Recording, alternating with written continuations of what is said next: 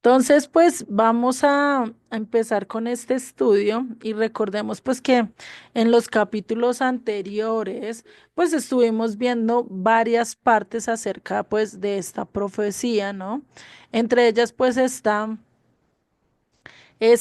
vimos lo que es la vida de un profeta, para no irnos muy atrás, vimos lo que eran los falsos profetas en el capítulo 13, en el capítulo 15 ya vimos lo que es la parábola de la vida, ¿no? O perdón, de la vid, no de la vida, sino de la vid, ya estoy diciendo cosas que no son.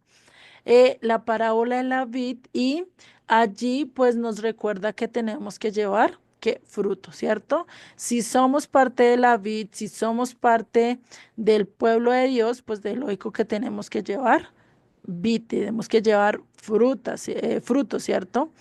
También vimos la parábola de las dos águilas, esta semejanza de por qué pues el reino de Israel iba a ser juzgado debido a alianzas que estaba haciendo con el pueblo que no tenía, ¿cierto? Vimos también en el capítulo 18, que es muy importante, el que pecare morirá. Sí, el que pecó, ese es el que va a morir, ese es el que recibe el castigo, que otros reciben consecuencias, sí, pero no reciben el mismo castigo, ¿no? Vimos también el lamento por la caída por la caída de la casa de David y por último, el último capítulo que vimos fue el capítulo 20, que nos habla de un recuento de la infidelidad de Israel, ¿no? Un recuento acerca de la historia de cómo pues esta casa estuvo haciendo todo lo opuesto a Dios, ¿no? Y por eso, pues vamos a ver que en el capítulo 21, Dios le muestra a Ezequiel cómo Babilonia va a ser un instrumento para mostrar juicio, para mostrar disciplina. ¿Listo? Y por eso, pues vamos a empezar con este capítulo 21 y desde el verso 3 en adelante es lo que vamos a ver. ¿Listo? Y dice en el verso 3: dirás a la tierra de Israel, así ha dicho el Eterno, he aquí que yo estoy contra ti y sacaré mi espada de su vaina y cortaré de ti al justo y al impío. ¿Sí? O sea, a todos por igual, ¿sí? Sin importar si es muy limpio, si es muy santo, no, a todos nos va a cortar. ¿Por qué? Porque somos una familia. Todo el mundo, toda la humanidad somos parte de la creación de Dios. Y sigue en el verso 4: y por cuanto he de cortar de ti al justo y al impío, por tanto mi espada saldrá de su vaina contra toda carne, desde el sur hasta el norte. Y sabrá toda carne que yo el Eterno saqué mi espada de su vaina, no la envainaré más. ¿Qué dice? Ya voy a hacer justicia. Eso es como con un soldado que está dispuesto a ir a la guerra mientras que están enfrente los dos ejércitos. Cada uno tiene su espada en su lugar. Solo están esperando que la orden, ¿cierto? Ya cuando el soldado saca su espada y la tiene en su mano, ya es porque está listo para pelear. Ya no hay un tiempo de espera, ya no hay tiempo de misericordia, sino que definitivamente va a haber un juicio, va a haber una pelea, una batalla, una guerra como tal, ¿cierto? Y sigue en el verso 6: y tú, hijo de hombre, gime con quebrantamiento de tus lomos y con amargura, gime delante de los ojos de ellos. ¿Qué quiere decir? Humíllate, llora, pide piedad, pide misericordia, pero no te altives, no te defiendas, ¿eh? Y dice el verso 7: y cuando te dijeren, ¿por qué gimes tú? Dirás, por una noticia que cuando llegue hará que desfallezca todo corazón y toda mano se debilitará y se angustiará todo espíritu y toda rodilla será débil como el agua, he aquí que viene y se hará, dice el Eterno, el Señor. ¿Qué dice acá? Acá dice, todo el que sepa esta noticia de que Jerusalén va a ser arrasada, de que Jerusalén va a ser castigada, de que ya la espada del Señor ya dijo juicio y ya se va a hacer, pues ¿qué va a hacer? Todos se van a angustiar. No va a haber alguien que no diga, uy, no, venga, no esto, no lo otro, sino que definitivamente que habla de la profecía del segundo templo que iba a ser destruido. Porque pues para la época de Ezequiel, y se cree que para esta época ya el primer templo estaba totalmente arrasado. Realmente no sabemos si esta profecía pues se puede cumplir en dos ocasiones. Primero, recordemos que Ezequiel fue llevado en el segundo exilio, entonces el templo todavía estaba, ¿cierto? Y si esta profecía fue antes de la destrucción del primer templo, pues muy posible es una antesala de lo que iba a pasar, digamos, inmediato, tiempo inmediato que él podría verlo, ¿sí? Y después se volvería a cumplir cuando en el 70 después de Cristo, cuando se destruiría la segunda, el segundo templo, ¿sí? O sea, están las dos posibilidades de que no solo se haya cumplido una vez, sino dos, o muy posiblemente ya para cuando Ezequiel escribió esto, ya que ya estaba destruido el primer templo. Realmente no se sabe porque igual la profecía no lo dice. ¿Listo? Esto en este capítulo 21, ya si ustedes quieren ahondar en él, pues les aconsejo que estudien el verso por verso. ¿Listo? En el capítulo 22, pues vamos a ver que eh, eh, Dios hace como un relato de todos los pecados que hizo Jerusalén. Los vimos anteriormente en el capítulo 20, cómo hizo un recuento de la infidelidad de la casa de Israel, de la casa del norte. Acá está haciendo un recuento también de los pecados, pero de la casa del sur, ¿sí? Por eso dice nomás en los versos 1 y 2, dice, vino a mi palabra del Eterno diciendo, tú, hijo de hombre, no juzgarás no juzgarás tú a la ciudad derramadora de sangre y le mostrarás todas sus abominaciones. O sea, ¿por qué estaba escribiendo esto? Porque Jerusalén estaba matando a sus profetas, porque no estaban queriendo escuchar la palabra, por toda la sangre que habían derramado a lo largo de la historia, debido a no querer escuchar lo que Dios estaba hablando, ¿sí? Y no solo eso, sino porque más adelante, años más adelante, lo iban a hacer con Esteban, lo iban a hacer con Yeshua, lo iban a hacer con Pablo, iban a hacerlo con muchos de aquellos que el Eterno estaba hablando, ¿sí? Con aquellos que el Eterno estaba mostrando. ¿Listo? Y por eso pues vamos a leer parte de este capítulo. Sigue en el verso 3. Dirás pues, así ha dicho el Eterno el Señor, ciudad derramadora de sangre en medio de sí, para que venga su hora y que hizo ídolos contra sí misma para contaminarse. En tu sangre que derramaste has pecado y te has contaminado en tus ídolos que hiciste y has hecho acercar tu día y has llegado al término de tus años. Por tanto, te he dado en oprobio a las naciones y en escarnio a todas las tierras. O sea, que dice, te he dado en oprobio, que todos te odien, que todos se burlen de ti. ¿Qué pasa hoy en día con Israel? ¿No odian a Israel? No, incluso llegan en cierto modo a burlarse de él. Lo hacen, ¿cierto? Y vemos que esta profecía, y como les he dicho, las profecías parecen un periódico de lo que está pasando el día de hoy. Sigue en el verso 5. Las que están cerca de ti y las que están lejos de ti se reirán de ti, amancillada de nombre y de grande turbación. He aquí que los príncipes de Israel, cada uno según su poder, se esfuerzan en derramar sangre. Al padre y a la madre despreciaron en ti, al extranjero trataron con violencia en medio de ti, al huérfano y a la viuda despojaron en ti, mis santuarios menospreciaste y mis días de reposo has profanado. Imagínate todos estos pecados que estaba cometiendo Jerusalén, la casa del sur. ¿Qué estaban haciendo? Derramando sangre, estaban menospreciando a los padres, ¿sí? O sea, ya los padres no servían, pues ya ni los miro. Estaban tratando mal al extranjero, aquel que venía a ayudar, pues lo tratan mal, le roban su salario, lo tratan indignamente, incluso con violencia, ¿sí? ¿Qué hice al huérfano? Y a la viuda los despojaron, lo echaban, no ayudaban. Y fuera de eso, sin más, pues también despreciaron el santuario del Eterno. Menospreciaron lo que Dios les estaba dando, incluso los días de reposo, no los estaban guardando tal cual, realmente delitando en el Señor, sino por aparentar, sino por mostrar a los demás que sí estaban haciendo todo.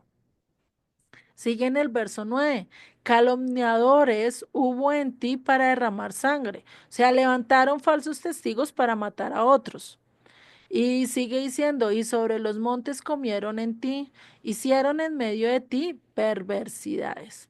La desnudez del Padre descubrieron en ti, y en ti hicieron violencia a la que estaba inmunda por su menstruo.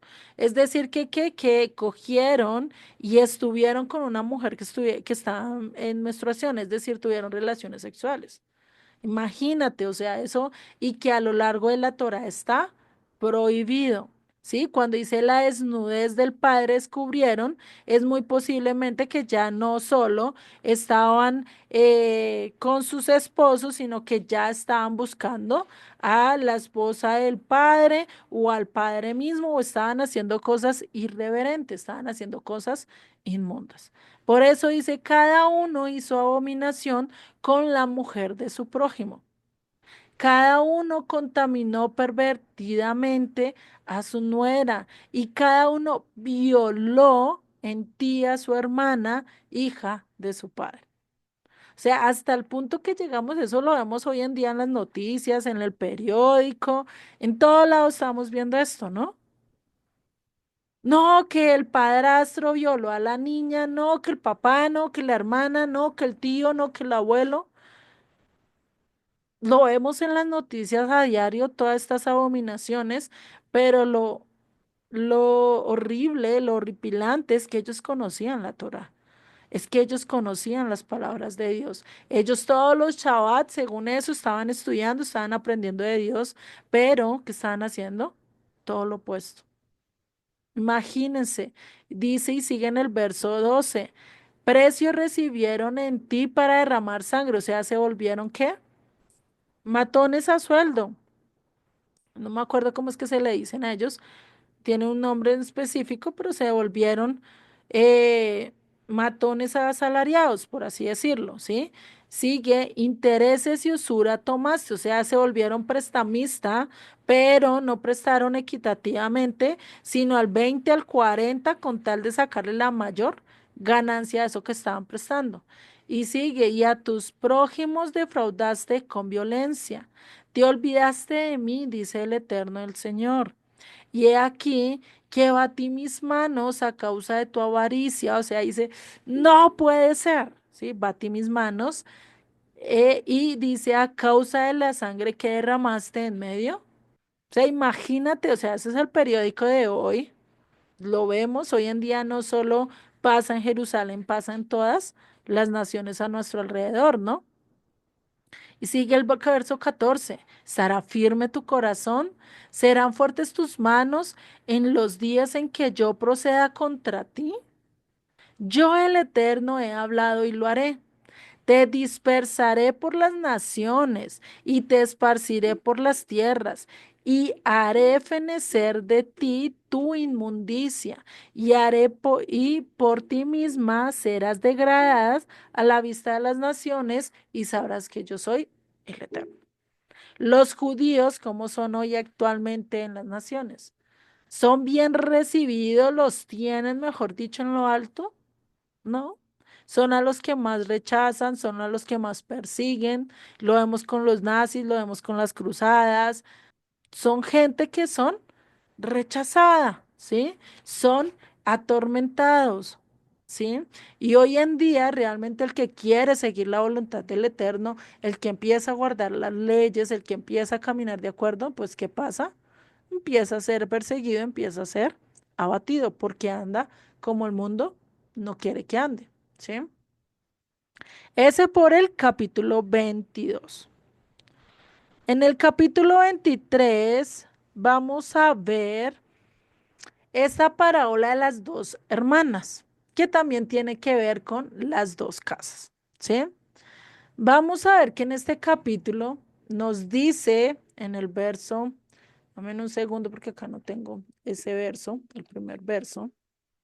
En el verso 23, verso 1 dice, capítulo 23, verso 1 dice, vino mi palabra del Eterno diciendo, hijo de hombre, hubo dos mujeres, hijas de una madre, las cuales fornicaron en Egipto, en su juventud fornicaron, allí fueron apretados sus pechos, allí fueron estrujados sus pechos virginales. Y se llamaba la mayor Ahola, ¿sí?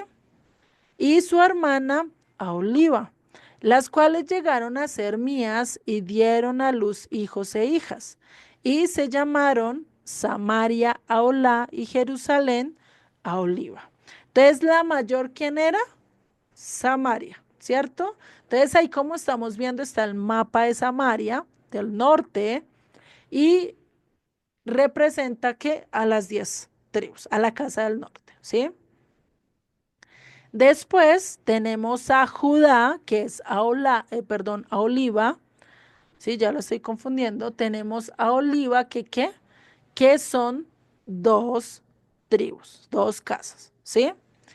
Y pues viendo esto, vamos a ver lo que pasó con Ahola, ¿sí? ¿Por qué? Porque este capítulo se divide en lo que hizo una hermana y lo que hizo la otra. Y para eso, pues los vamos a ver por separadas. Vamos a ver lo que hizo la Casa del Norte o lo que hice Ahola. Ahola, ¿qué hizo? Dice en el verso 5. Y Ahola cometió fornicación aún estando en mi poder y se enamoró de sus amantes, los asirios, vecinos suyos, vestidos de púrpura, gobernadores y capitanes jóvenes, codiciables todos ellos, jinetes que iban a caballo y se prostituyó con ellos, con todos los más escogidos de los hijos de los asirios y con todos aquellos de quienes se enamoró. Se contaminó con todos los ídolos de ellos. O sea, ¿qué hizo? Empezó a mirar a Samaria, empezó a mirar, perdón, a Samaria no, sino a Siria, empezó a mirarla, empezó a codiciar lo que ellos tenían. Y acá sí vemos, dice, vestidos de púrpura. ¿A quienes se acuerdan a nivel histórico que también se vestía de púrpura? O incluso hoy algunos, en cuanto hay una religión, que hay veces que sus líderes religiosos también se visten de púrpura. ¿Quiénes piensan que está hablando acá también? De los católicos. Exactamente, de los curas. Hay papas que se visten totalmente de púrpura, pero no solo eso, sino si vamos un poquito más allá, la armadura, bueno, no armadura,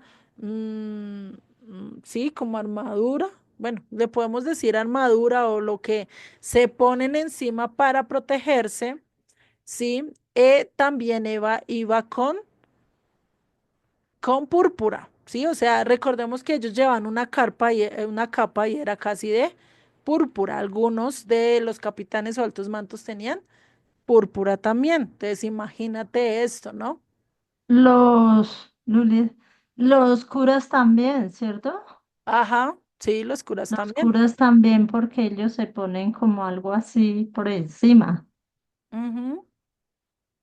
Exactamente, entonces si vemos, no solo está hablando del tiempo de Ezequiel, y pues recordemos que ya las 10 tribus habían sido llevadas al exilio, ya estaban perdidas, ¿sí? Y acá está hablando ya muy posiblemente a futuro de lo que iba a pasar con ellas o lo que estaba pasando. Y sigue en el verso 8, y no dejó sus fornicaciones de Egipto, porque con ella se echaron en su juventud y ellos comprimieron sus pechos virginales y derramaron sobre ella su fornicación. O sea que se fueron tras los ídolos y empezaron a adorarlo con todo, ¿sí? Y sigue en el verso 9. Por lo cual la entregué en mano de sus amantes, en mano de los hijos de los asirios, de quienes se habían enamorado. Quien dice, ah, pues lo quiere, pues váyase con él y listo. ¿Sí? Eso fue lo que hizo, por eso le puso carta de divorcio. Y sigue en el verso 10. Ellos descubrieron su desnudez, tomaron sus hijos y sus hijas, y a ella mataron a espada, y vino a ser famosa entre las mujeres, pues en ella hicieron escarnio, ¿no? ¿Qué pasa hoy en día? No se saben dónde están, se burlan incluso, hay mucha gente que dice, no, eso ya no van a volver, eso no es de Dios, ¿sí?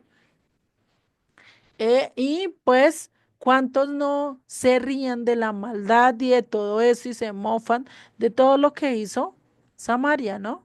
Incluso dicen, por eso es que Dios los abandonó, por eso fue que Dios lo desechó. Pues sí, en cierta forma sí, pero no va a quedar solo ahí, Dios nos va a restaurar también, ¿no? Este es todo lo que hizo ella, ¿sí? Aolá. Y recordemos que Aolá significa que tabernáculo de ella. ¿Por qué tabernáculo de ella? Porque solo pensaba en ella misma, no quería obedecer a Dios, quiso irse tras sus amantes, quiso irse tras todo lo que ella pensó que era lo bueno.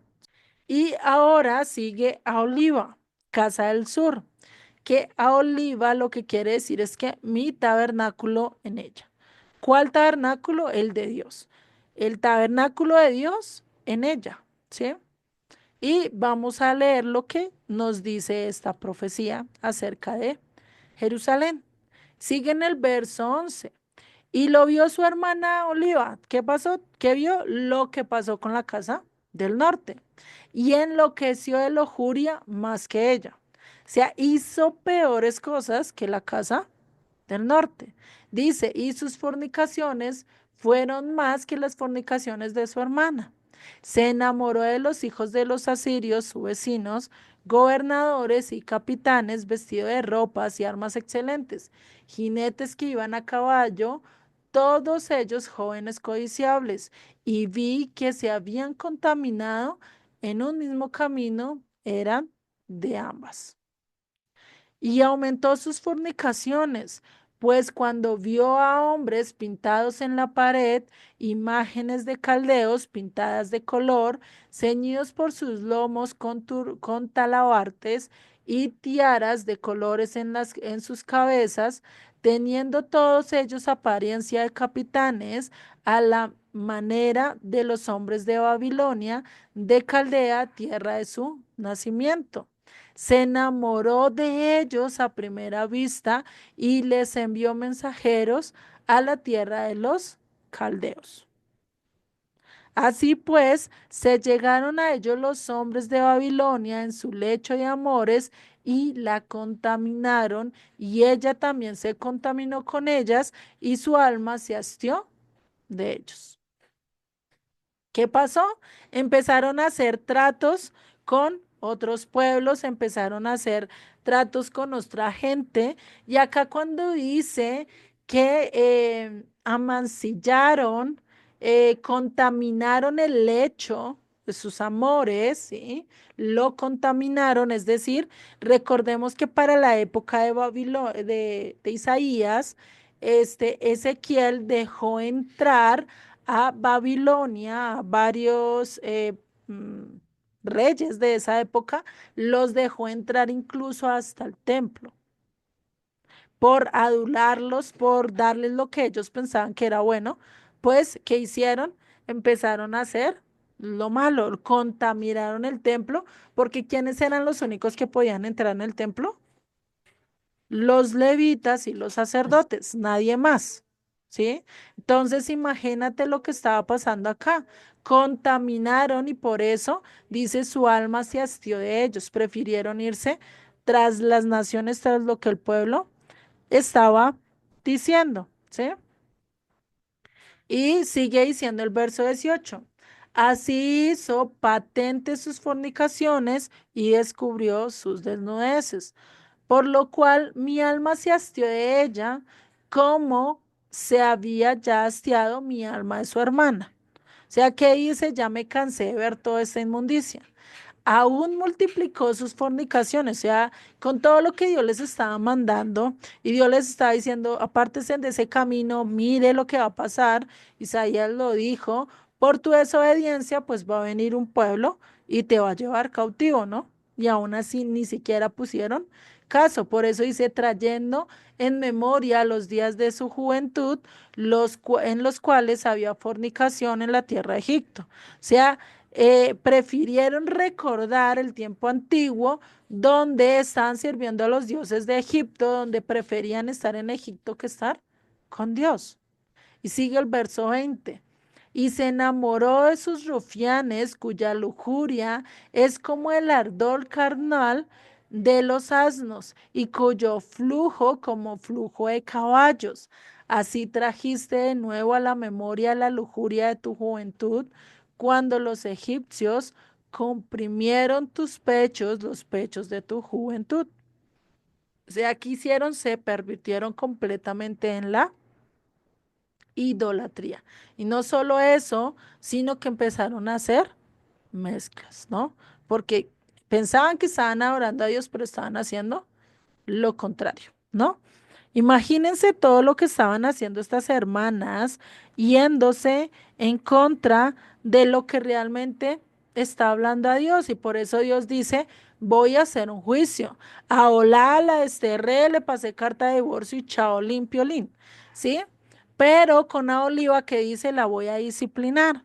Voy a dejar siempre un remanente en ella, pero va a pasar y va a estar en esclavitud, va a pasar por ciertas cosas, a no ser que se arrepienta, ¿sí? Y la dejo por amor a David, la dejo por misericordia de lo que David me mostró, del amor que él me mostró. Y si Dios no le hubiera hecho esa promesa a David, ¿ustedes creen que hoy Judá, la casa del sur, todavía permanecería? ¿No? ¿Cierto? Entonces nos muestra acá en esta parábola, porque esto es como una parábola, nos muestra que ninguna de las dos casas realmente fueron fieles al pacto de Dios. O sea, hoy en día los judíos que vengan y te digan, yo fui fiel, mi pueblo ha sido fiel al pacto de Dios, tócale la trompeta, tócale la corneta y le, estás mal, no. Acá los profetas lo dicen claramente, todos pecaron, por eso todos necesitan de un Salvador. Por eso todos necesitan del Mesías. ¿Para qué? Para restaurar esa comunicación con el Eterno, ¿no? Pues yo creo, Luliecita, que es lo mismo que está pasando ahorita, ¿sí? De que hay muchas cosas que a Dios no le agradan, porque hay mucha idolatría, hay mucha muerte, hay muchas cosas que varios pueblos están haciendo lo incorrecto delante de Dios. Entonces, Ujú. pues yo digo que también ya se está acercando el tiempo para que venga el Mesías, porque es mucho las cosas malas que hay. Ajá, exactamente. Y eso pues lo vemos acá. O sea, acá lo que esta parábola está mostrando, mira, la casa del norte está mal, se envió en medio de las naciones y sigue mal, ¿sí? ¿Por qué? Porque muchos de nosotros decimos seguir a Yeshua, seguimos seguir a Dios, pero estamos todavía idolatrando ciertas cosas. Ponemos todavía por encima ciertas cosas que Dios. Nos ha tocado batallar, a uno les toca batallar por dejar de comer cerdo. Sí, otros dicen, no, Dios, no, eso es mentira lo que dice la Biblia, no, no, no, no, eso está abolido, eso no toca hacerlo, ¿por qué? ¿Por qué prefieren? Porque prefieren seguir comiendo el cerdito pues ¿para qué? ¿Por qué? Porque les gusta, porque les agrada, ¿cierto? Lo mismo podríamos decir hoy de Judea. Todavía no podemos decir que todos, pero sí hay todavía gente que ya se ha vuelto atea, otros agnósticos, otros se dan mucho más al esoterismo, otros pues sí siguen confiando en Dios y buscando a Dios, por eso todavía el pueblo persiste, por eso todavía Dios tiene misericordia, no solo de ellos, sino también de la Casa del Norte que está en medio de las naciones, de nosotros, ¿no? Y por eso en Romanos, por eso Pablo en su carta a los Romanos 3:9 que nos dice que pues somos nosotros mejores que ellos. O sea, ¿qué le dice a los judíos? ¿Será que nosotros somos mejores que la Casa del Norte? ¿Qué le dice? En ninguna manera. Pues ya hemos acusado a judíos y a gentiles, que todos están bajo pecado. Todos hemos pecado, no hay ninguno justo, no hay nadie realmente puro. El único que fue justo, el único que fue santo, recto, pues ¿quién fue? Yeshua. El único que realmente ha hecho un hecho diferente a lo largo de la historia, ¿no? Eso en cuanto al capítulo 23. Ahora nos vamos a ir al capítulo 24 y ya estamos cerrando la primera sección, ¿sí? En este capítulo 24 se ve una olla ardiente, una olla hirviente y vamos a ver lo que pasa con esta olla. Dice en el verso 1, vino mi palabra del Eterno en el año noveno, en el mes décimo, a los 10 días del mes, diciendo. Hijo de hombre, escribe la fecha de este día. El rey de Babilonia puso sitio a Jerusalén este mismo día. Y habla por parábola a la casa rebelde y diles, así ha dicho el Eterno el Señor. Pon una olla, ponla y echa también en ella agua. Junta sus piezas con carne, en ella todas buenas piezas, pierna, espalda, llénala de huesos escogidos, o sea, de la mejor carne que ustedes puedan mirar. Y para esa época sí era la mejor carne. ¿Por qué? Porque cogían el becerro ahí mismo, lo mataban, lo preparaban y echaban lo mejor a la olla, ¿sí? No es como hoy en día. Nos vamos a la carnicería a comprar esperando que el carnicero realmente sea coherente, justo, sincero y nos dé la carne que está diciendo, ¿cierto? Y más si no conocemos nada de carne, yo por lo menos para conocer de carnes, a mí me pueden meter conejo, me pueden meter de todo porque yo de verdad no conozco de carnes y no las sé distinguir. Pero hay personas que sí distinguen y dicen, no, lo que me metieron fue carne de caballo, ¿sí? Entonces, imagínate, si no conocemos, pues imagínate, pero para esa época sí que podía coger de lo mejor. Y sigue en el verso 5, toma una oveja escogida, y también enciende los huesos debajo de ella, haz que hierva bien, cuece también sus huesos dentro de ella, o sea, mata la oveja y mete todo en ella, ¿sí? ¿Y qué dice? Verso 6, pues ha dicho así el Eterno, el Señor, ay de la ciudad de sangres, de la olla urrumbrosa, cuya urrumbre no ha sido quitada. Por sus piezas, sácalas sin echar suerte sobre ella. ¿Ustedes saben qué es herrumbrosa? No, Luliecita, el Lumbrosa, pues, no, no, como muy brillante, como muy, la verdad, no, no. Es todo lo contrario a brillante, toda oxidada, toda ya que tú la coges y se Sí, empieza a descuajar, bueno, se empieza a partir del ah, mismo óxido que tiene, ¿sí? Por eso ah, dice ya, cuya urrumbre no ha sido quitada. O sea, ¿qué pasa cuando el óxido no se quita de las ollas? No se empieza a arreglar. Pues ese óxido empieza a carcomer toda la la olla olla, ya, hasta que no queda nada. Ujú. Y sigue en el verso 7. Dice, porque su sangre está en medio de ella, sobre una piedra alisada la ha derramado. No la derramó sobre la tierra para que fuese cubierta con el polvo. Habiendo pues hecho subir la ira para hacer venganza, yo pondré su sangre sobre la dura piedra para que no sea cubierta. O sea, ¿qué dice? Ustedes han hecho su maldad, han hecho eso que va a quedar al descubierto todo lo que han hecho, ¿sí? Y sigue diciendo verso 9. Por tanto, así ha dicho el Eterno el Señor.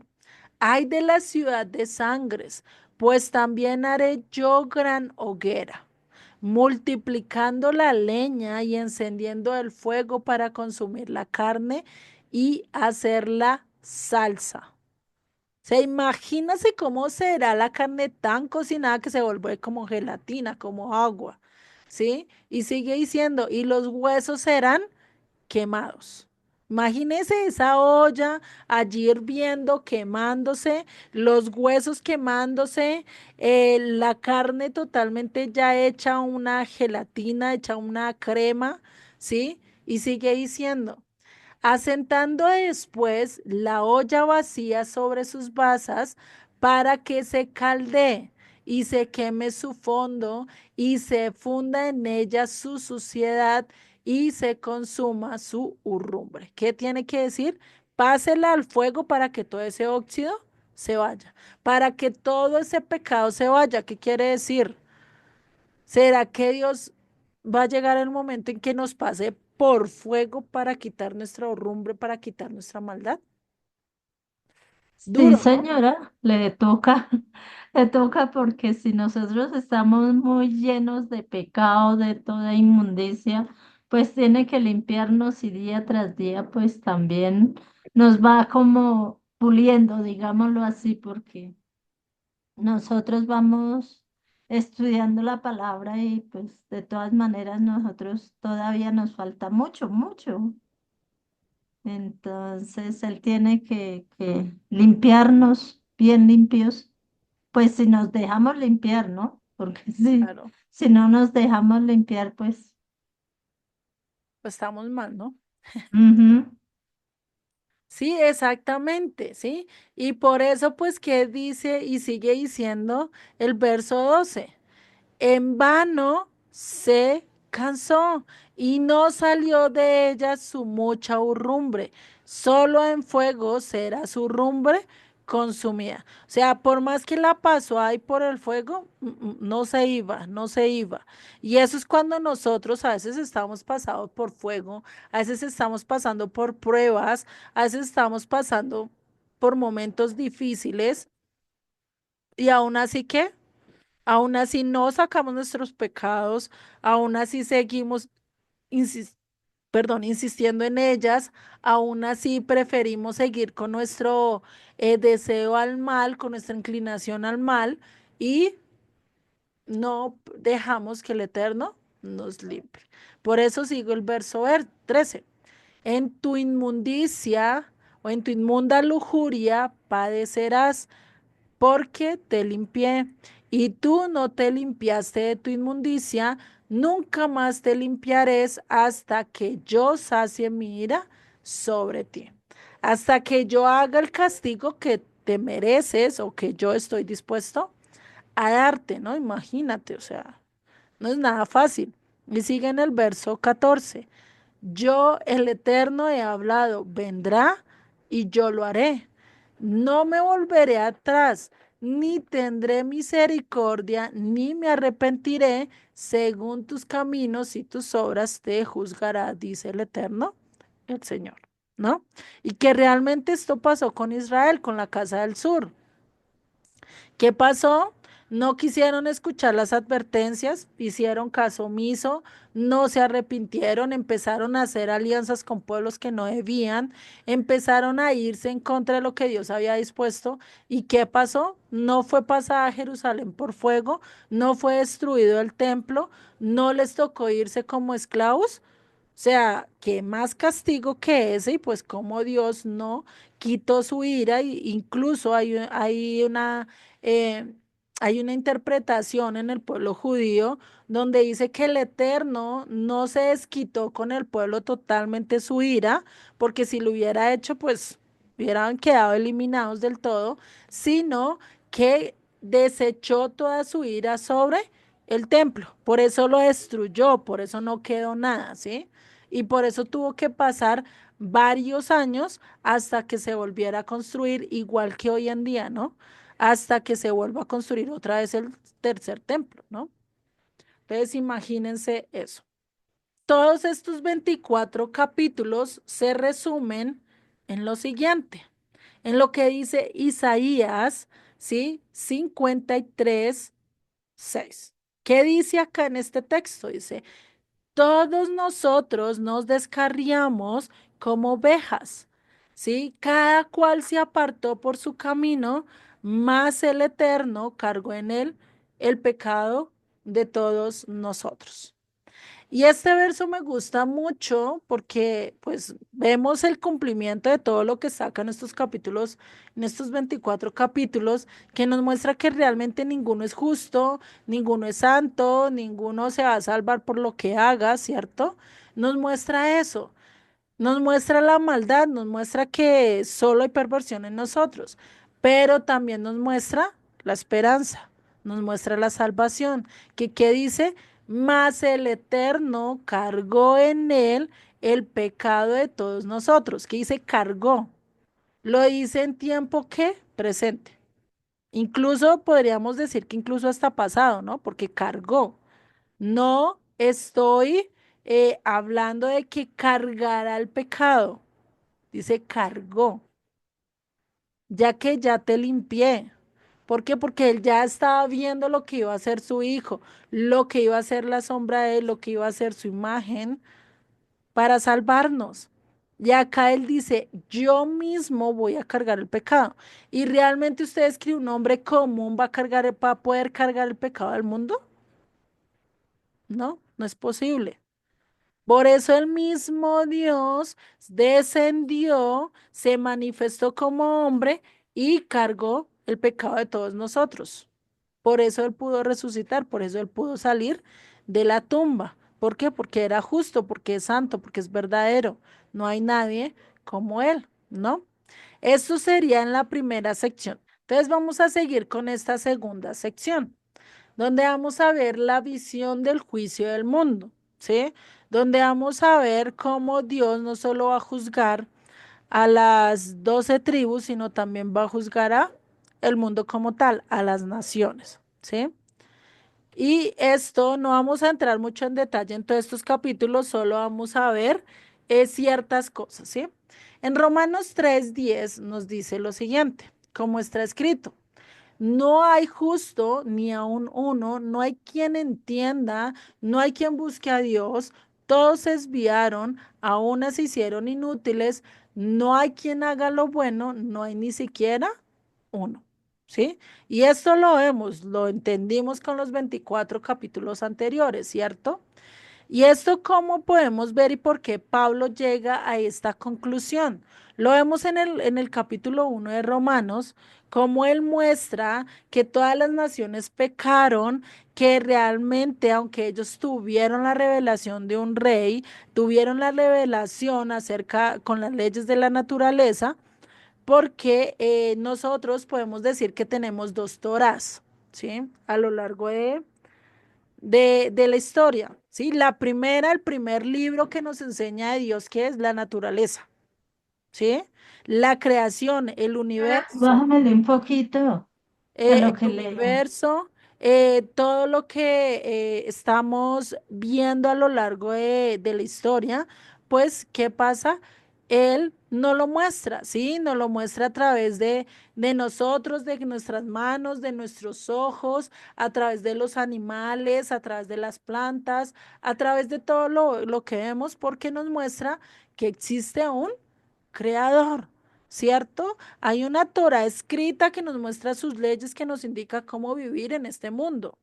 Pero hay otro, que es el mundo mismo, que nos habla que hay un creador, ¿sí? Incluso hoy en día ya se descubrió que el universo no es eterno y no va a durar para siempre, sino que tiene un inicio y va a tener un final. Y eso incluso lo dice Apocalipsis, ¿cierto? Van a haber cielos nuevos y tierra nueva. Entonces algo va a tener que pasar, pues, para que pase ese evento de que el Eterno ponga cielos nuevos y tierra nueva, ¿no? ¿Cómo va a ser? Ni idea, pero el Eterno lo va a hacer, ¿sí? Entonces vamos a ver que al ver la creación, al ver el universo, siempre nos dice que hay algo más, que hay un creador, que hay un ser omnipotente, omnisciente, que está en todo lugar, que lo sabe todo, ¿sí? Y nos demanda y nos ayuda a saber qué estamos haciendo bien y mal.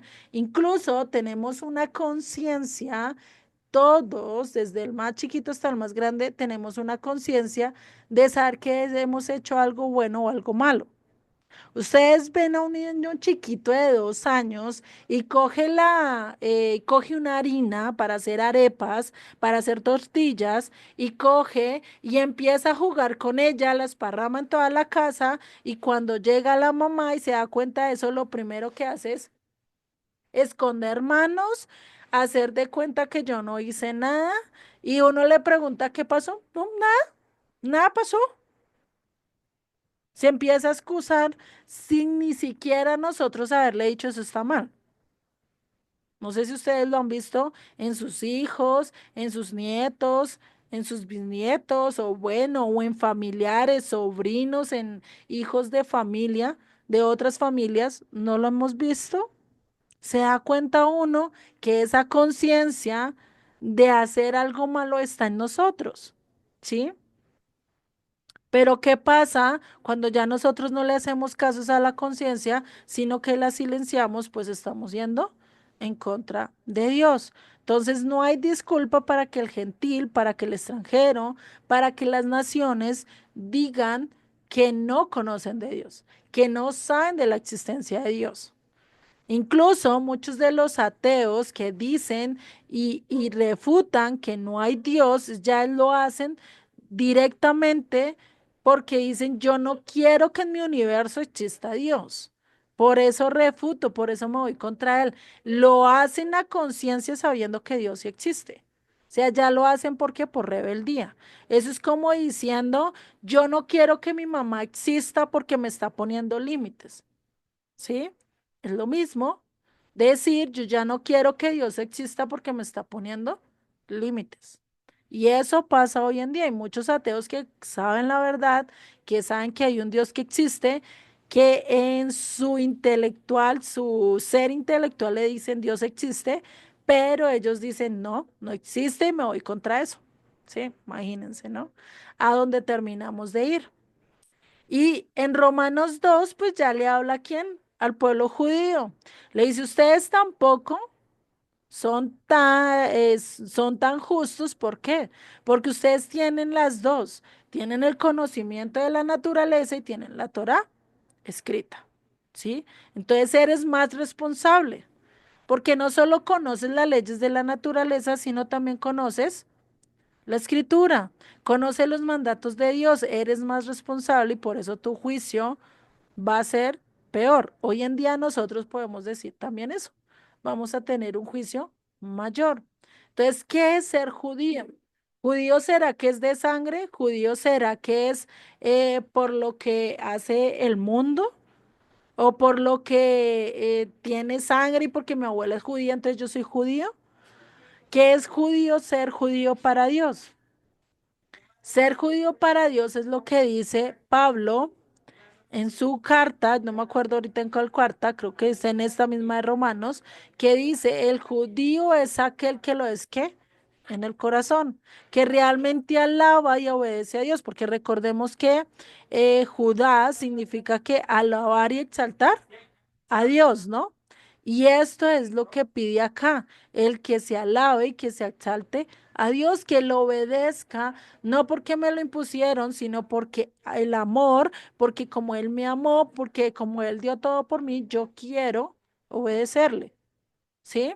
Entonces no hay excusa, no hay escapatoria para decir, no fui, no he hecho, no conozco, no sé, no, porque Dios te lo ha mostrado en cada aspecto de nuestras vidas, ¿no? Entonces, después de ver esto, que como que no hay camino, como que no hay salvación, como que no hay nada, entonces, ¿qué nos lleva a seguir a la siguiente sección? Donde ya vamos a ver la redención, la visión de redención, tanto de Israel como del mundo entero, ¿no? ¿Qué son estos dos capítulos? 36 al 37, ¿sí? Los cuales pues vamos a ver un poquito más a fondo. En esto sí vamos a estudiar un poquito más, ¿sí? En esta horita que nos queda. Entonces dice, y pues acá, ¿cómo va a mostrar la esperanza? Y eso lo vemos en el capítulo 36. Empieza esa esperanza no solo para Israel, sino también para las naciones. Empieza la purificación de Israel y de las demás naciones, ¿sí? Y en Hechos 9, cuando Dios le habla a Pablo y le muestra su ministerio, ¿qué fue lo que él entendió? Esto lo vemos en Hechos 9:15, que dice, el Señor le dijo, ve porque instrumento me es este para llevar en mi nombre en presencia de gentiles y de reyes, ambos de los hijos de Israel, ¿sí? Si no han corregido esa palabra y recordemos que es ambos, eso lo vimos en el curso básico, ¿no?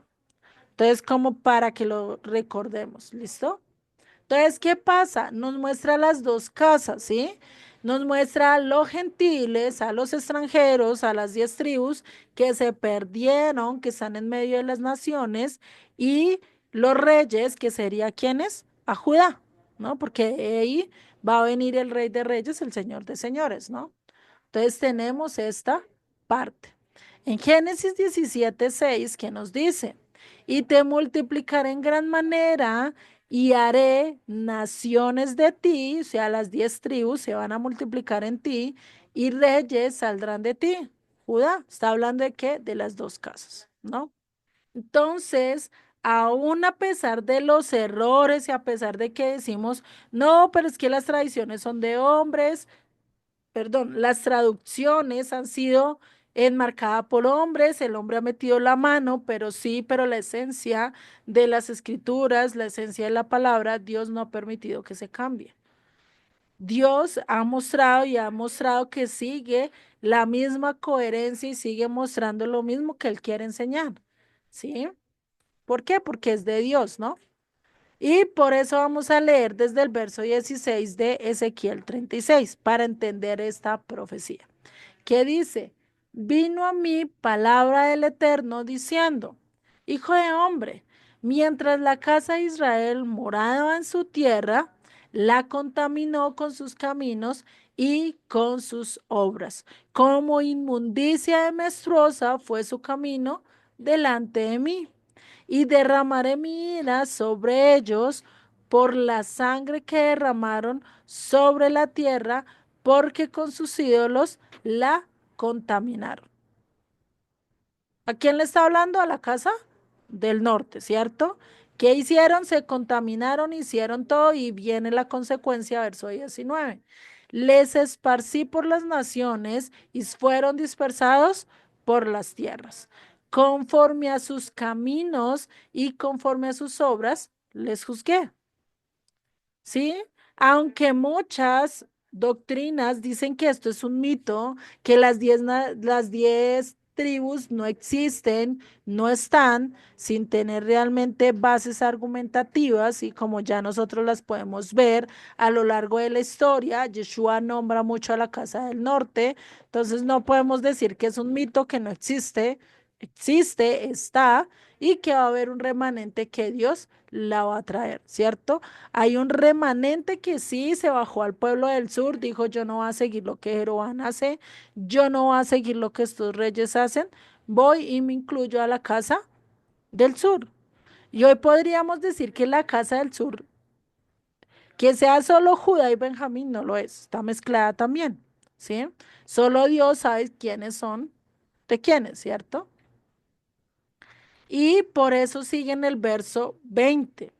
Y cuando llegaron a las naciones a donde fueron, profanaron mi santo nombre diciéndose de ellos, estos son pueblo del Eterno y de la tierra de él han salido. Pero he tenido dolor al ver mi santo nombre profanado por la casa de Israel entre las naciones a donde fueron.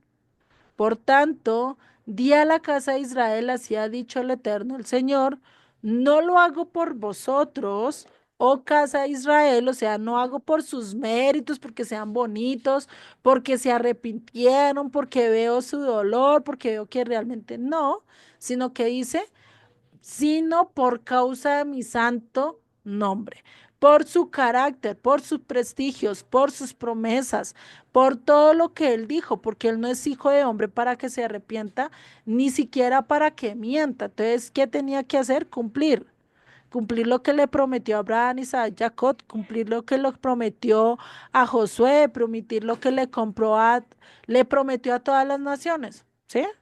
A todos aquellos que estaban delante de él, incluyendo a David, incluyendo a Salomón, incluyendo a Jeremías, a Isaías, a todos ellos, incluyendo a todos aquellos que llegaron después con Yeshua, ¿no? Y sigue diciendo, el cual profanasteis vosotros entre las naciones donde habías llegado. ¿Será que nosotros en medio de nuestras vidas hemos profanado el nombre de Dios? ¿Hemos utilizado el nombre de Dios en cosas que no son? Sí, porque decimos adorar al Eterno, decimos seguirlo, y hoy en día, ¿dónde está la mayoría de la gente que dice seguir a Dios, que dice seguir y ser discípulo de Dios? Hoy en día están en el mundo, hoy en día están celebrando una festividad totalmente en contra de Dios, hoy en día no están mirando a Dios, están pervirtiendo el pueblo de Dios, están dejando a Dios a un lado. Ya no quieren estudiar, ya no quieren enfatizarse en la doctrina de Dios, ya no quieren basarse en la Biblia porque eso es anticuado, porque eso es viejo. Ahora como estoy por el Espíritu me enseña sin necesidad de yo estudiar. Es como por yo decir, me voy a ir al colegio y mi profesora me tiene que enseñar todo sin darme clase. ¿Será que eso es lógico? ¿Será que eso es razonable? No, ¿cierto? No, no, no porque estamos haciendo las cosas en contra de Dios, cosas que a Dios no le agradan, cosas que a Dios no están permitidas. Entonces nosotros estamos haciendo lo incorrecto. Exactamente, por eso necesitamos empezar a tomar determinaciones, empezar a limpiar el nombre del Eterno nosotros en lo que podemos. Y sigue en el verso 23, y santificaré mi grande nombre profanado entre las naciones, el cual profanasteis vosotros en medio de ellas, y sabrán las naciones que yo soy el Eterno. Dice el Eterno el Señor, cuando sea santificado en vosotros delante de sus ojos. Y yo tomaré las naciones y os recogeré de todas las tierras y os traeré a vuestro país. Es decir, cuando empiecen a santificar su nombre. Cuando empiecen a reconocer, a saber qué es lo que Dios realmente quiere y no lo que yo quiero, no lo que vecinito, no lo que Pepinito, Juanito, Santinito, no lo que el mundo diga, sino lo que Dios dice, y yo empiezo a caminar conforme a lo que Él dice, que dice, los voy a recoger, los voy a tomar de en medio de las naciones y los traeré a mi heredad, los traeré a mi tierra, los tomaré como pueblo, ¿sí? Los pondré en mi redil. Y esto lo lleva a lo que nos dice Mateo 15:24. Y él respondió, no soy enviado, sino a las ovejas perdidas de la casa de Israel. Voy a hablarles y aquel que escuche mi voz, aquel que quiera obedecerme, esa persona la voy a traer a mi redil. Esa persona voy a hacer que él sea mi ovejita, yo voy a ser su pastor, yo voy a ser su líder, yo le voy a enseñar todo. Solo dice Juan 10:16. También tengo otras ovejas que no son de este redil. ¿Cuál redil tenía en ese momento Judá? Aquellas también debo traer. Oirán mi voz y habrá un rebaño y un pastor. Oiremos la voz del pastor cuando nosotros empezamos a escuchar todo esto, cuando nosotros empezamos a escuchar la palabra de Dios y empezó a decir, venga, oiga, sí, esto tiene razón, oiga, sí, porque acá me dice las escrituras esto y mi pastor me está diciendo esto, pero yo entiendo que debe ser así como Dios dice, no, pues voy a seguir estudiando esto Y después, ¿qué pasa? Uy, no, esta iglesia no me conviene, voy a salir de ella y voy a seguir estudiando solo de Dios. Empezamos a tomar solo pastor, empezamos a tomar a un solo líder, empezamos a tomar a un solo rabí para nosotros, ¿que quién es? Dios, Yeshua, el que nos va a dirigir, el que nos va a llevar. Por eso, el único pastor que va a traer a las ovejas perdidas, que les va a revelar, que les va a mostrar todo, ¿quién es? Yeshua. Nosotros somos ese perro del pastor que lleva el mensaje, que lleva lo que Dios está diciendo. Y esa oveja que escucha y esa oveja que entiende que es su pastor que la está llamando, va a escuchar y va a querer seguir aprendiendo. Va a querer seguir honrando, va a querer obedecer a lo que su pastor está diciendo. Verso 25. Esparciré sobre vosotros agua limpia. ¿Qué es esta agua limpia? Ya ahorita vamos a ver. Y seréis limpiados de todas vuestras inmundicias y de todos vuestros ídolos os limpiaré. Os daré un corazón nuevo y pondré mi espíritu nuevo dentro de vosotros. Y quitaré de vuestra carne el corazón de piedra y os daré un corazón de carne. Y pondré dentro de vosotros mi espíritu y haré que andéis en mis estatutos y guardéis mis preceptos y lo pongáis por obra. Entonces, ¿qué nos dice? Y estos tres versos se conectan con lo que Nicodemo le preguntó a Yeshua y con lo que Yeshua le respondió. ¿Qué dice en Juan 3:4? Dice, Nicodemo le dijo, ¿cómo puede un hombre nacer siendo viejo? O sea, recordemos que estaba hablando del nacer de nuevo, ¿no? ¿Cómo yo voy a nacer naciendo, siendo viejo? O sea, yo, Juliet, ¿cómo voy a entrar otra vez al vientre de mi mamá y volver a nacer? ¿Será que es eso? Eso es lo que le pregunta después. Dice, ¿puede acaso entrar por segunda vez en el vientre de su madre y nacer? ¿Qué respondió Yeshua? De cierto te digo, el que no naciere de agua y del espíritu no puede entrar en el reino de Dios. ¿A dónde lo está llevando? A Ezequiel, que está hablando agua limpia y espíritu en él. Si vemos, entonces ya vamos a conectar esto y vamos a entender. Entonces, ¿qué es el agua limpia? Y vamos a hacer, y estos son tres pasos de restauración que nosotros tenemos que hacer y que el Eterno es el único que lo puede hacer, que es limpieza de agua, como lavarnos de doctrinas de hombres, quitar toda esa doctrina que el mundo me enseñó, que pastores o denominaciones me enseñaron, y ahora me voy a sentar y voy a decirle a Dios, ven y enséñame tu escritura, yo quiero entender lo que tú me quieres decir, lávame de todo esto que estoy entendiendo que está mal. Entonces ya me enfoco en hacer lo que la palabra de Dios me está diciendo, no lo que el mundo, no lo que esto, entonces me empiezo a lavar de doctrinas que son falsas y que van en contra de lo que Dios dice, ¿sí? Y esto lo podemos ver en Efesios 5:25. Maridos, amad a vuestras mujeres así como Cristo amó a la iglesia y se entregó a sí mismo por ella, ¿sí? Y sigue diciendo, para santificarla, habiéndola purificado en el lavamiento del agua por la palabra, a fin de presentársela a sí mismo una iglesia gloriosa que no tuviese mancha, ni arruga, ni cosa semejante, sino que fuese santa y sin mancha. Verso 26 es el que tenemos que tener presente para santificarla, habiendo purificado ¿en dónde?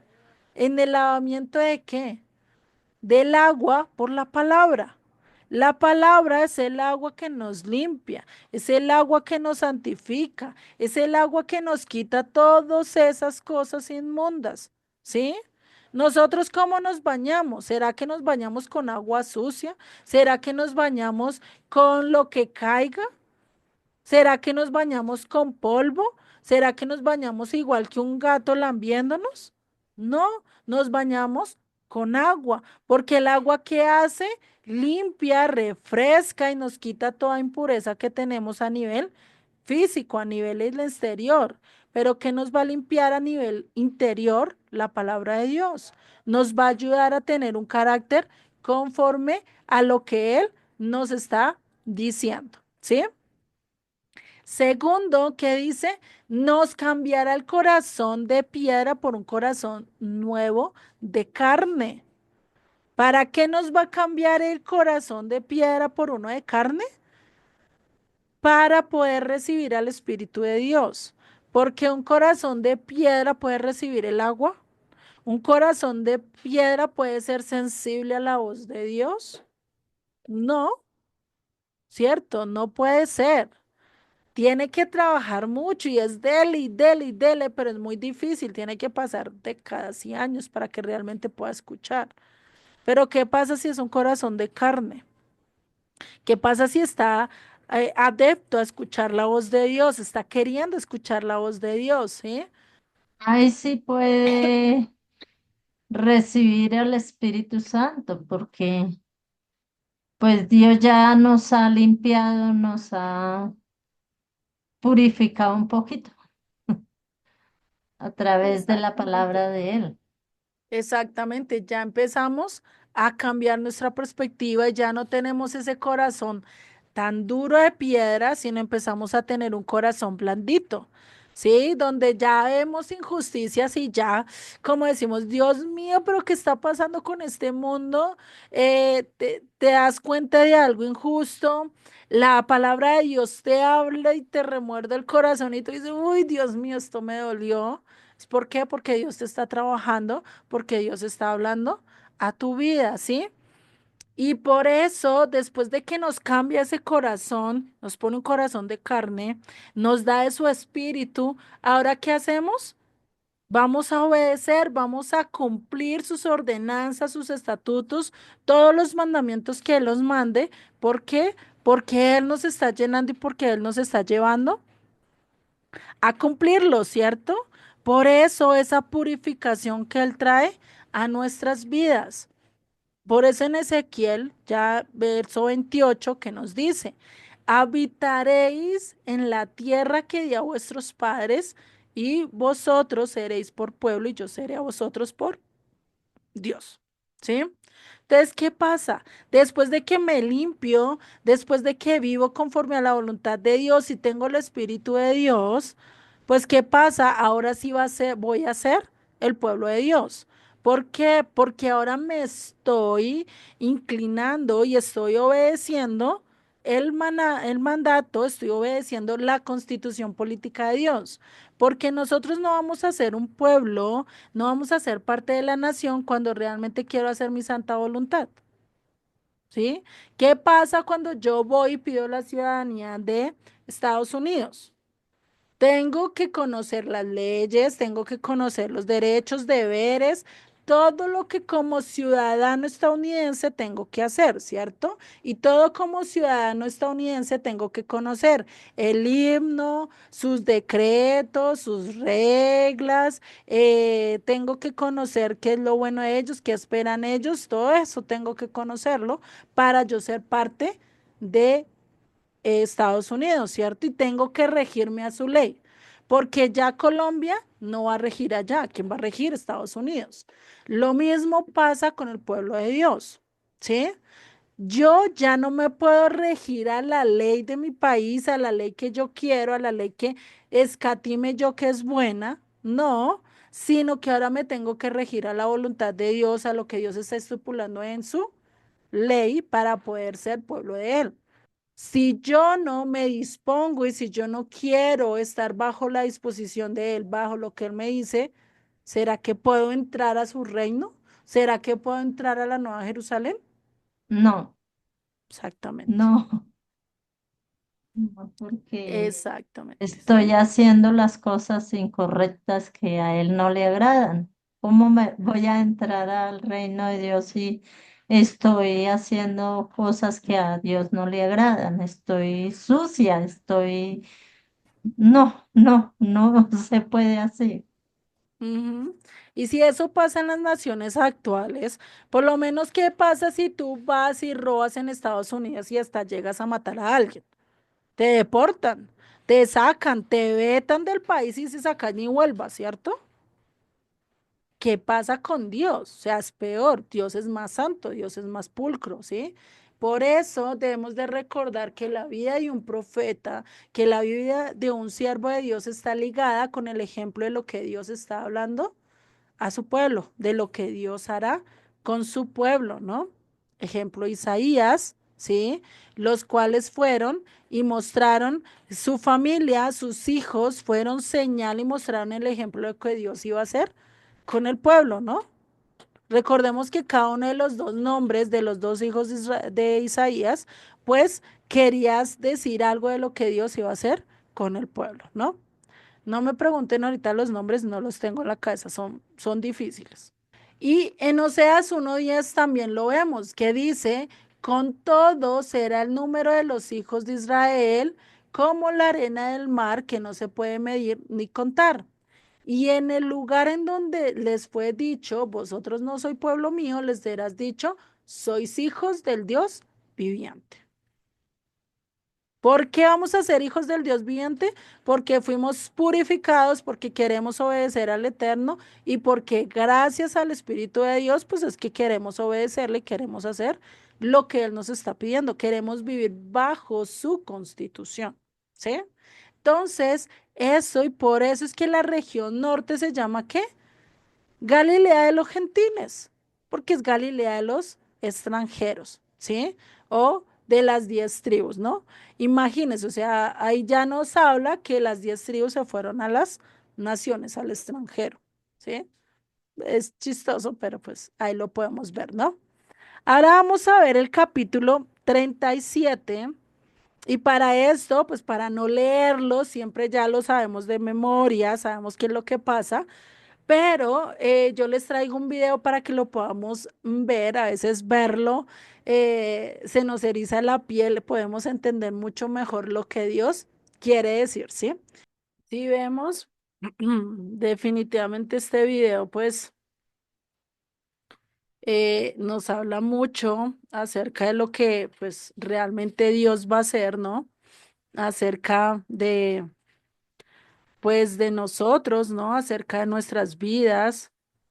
Pues imagínense, o sea, eso pasó con nuestras vidas en un momento cuando estábamos en medio del mundo, en medio de todo eso, Dios empezó a restaurarnos poquito a poquito a nivel espiritual, a nivel físico, a nivel ya en nosotros, haciendo la voluntad del Eterno, lo fuimos haciendo, ¿cierto? Y es algo que me impresiona mucho todo este texto, ¿no? Porque pues nos da realmente a entender lo que el Eterno quiere decir, lo que el Eterno nos está mostrando, ¿no? Y aunque a nivel doctrinal cristiano nunca se ha dado un énfasis completo a esta, eh, a esta profecía, ¿sí? Realmente les falta porque para ellos piensan que es el pueblo gentil, que son ellos que están resurgiendo de los huesos, sí, pero les falta saber que está quién, son el pueblo de Israel, que son siendo injertados al pueblo de Israel, que no somos una nación más, un pueblo más, sino que somos el pueblo de Dios y aquellos que se están levantando entre las cenizas, de entre los huesos, pues somos aquellos que Dios está restaurando ¿para qué? Para hacer vida, para llevar bendición a otros, ¿no? Y esto cuando empezó a levantarse Israel como tal, empezando a ser como una nación desde el 1948 que se empieza a cumplir esta profecía, ¿sí? ¿Por qué? Porque Israel estaba en cenizas, no había pueblo, no había nación, y eso estaba más o menos desde, póngale, desde casi el 135, cuando este emperador, no me acuerdo, en un emperador romano, no me acuerdo ahorita el nombre, le cambió el nombre a, eh, a Jerusalén y a Israel y les puso otro nombre que no era. Por lo menos le puso Filistina a Jerusalén, por eso hoy en día en nuestras Biblias, cuando vemos un mapa bíblico que dice Jesús en los tiempos en Palestina, cuando no era así, para el tiempo de Yeshua era Israel. Pero ¿qué pasó? Como eso fue escrito por católicos, nunca revelaron la verdad. Nunca se escribió realmente a nivel histórico, eso es Israel. Se pasó después a ser tierra de se le cambió el nombre para Filistina, de burla, porque lo hizo en forma de burla, ¿sí? Y pues desde ese entonces, pues, ¿qué pasó? Se empezó el pueblo judío a irse, a esparcerse debido a que los querían matar porque estaban en contra del imperio, ¿sí? Y pues cuando se vuelve a levantar como nación, cuando empiezan a tener un gobierno como tal, pues hasta 1948. Y sigue en el verso, y vamos a leer el verso 15, donde ya nos especifica, donde ya nos da un poco de énfasis mucho mejor acerca de las profecías, ya nos explica qué es cada simbolismo. Y dice, verso 15, vino a mi palabra del Eterno diciendo, hijo de hombre, toma ahora el palo y escribe en él para Judá y para los hijos de Israel, sus compañeros. Recordamos que en Judá, y como les dije hace poco, donde estábamos viendo lo de las dos hermanas, sí, muchos de los de la casa del norte dijeron, nosotros no vamos a hacer lo que va en contra de Dios, nos vamos a ir a Judá. Por eso dice, para Judá y para los hijos de Israel, sus compañeros. ¿Sí? O sea, Dios lo sabía y Dios sabe que en Judá también hay parte de las 10 tribus que ahorita no se distinguen, que no se saben, pero están allí. Dios las conoce, Dios sabe quiénes son, ¿sí?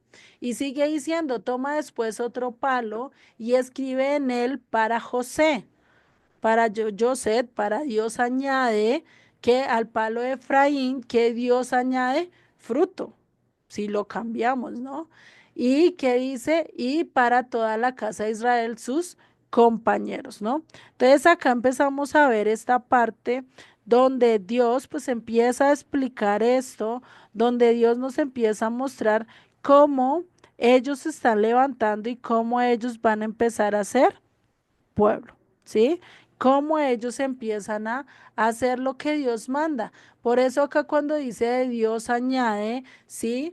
Yosef viene del verbo Yasab, que Yasab, ¿qué quiere decir? Dice raíz de añadir o aumentar, ¿sí?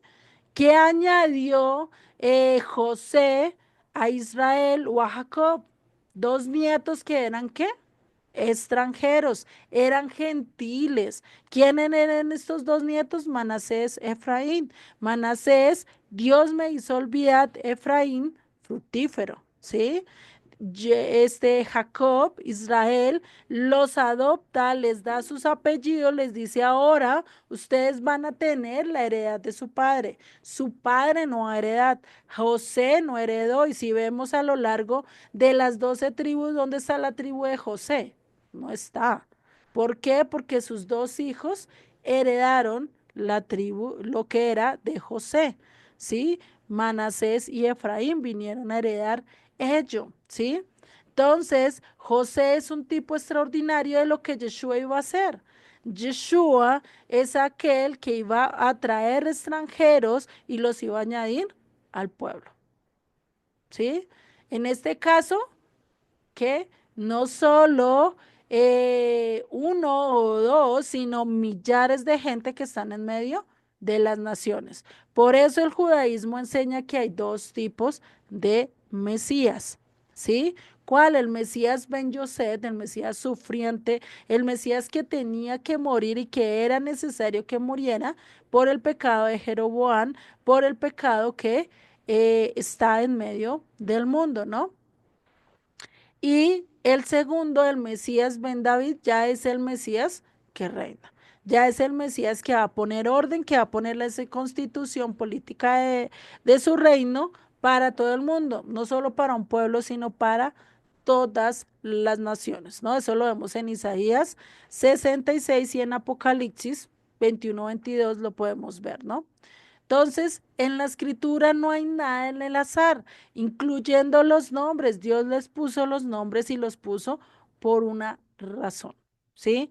Todo tiene una razón, por eso Dios añadió a una nación santa, les añadió gentiles para volverlos santos, para que estuvieran en una nación totalmente santa, ¿sí?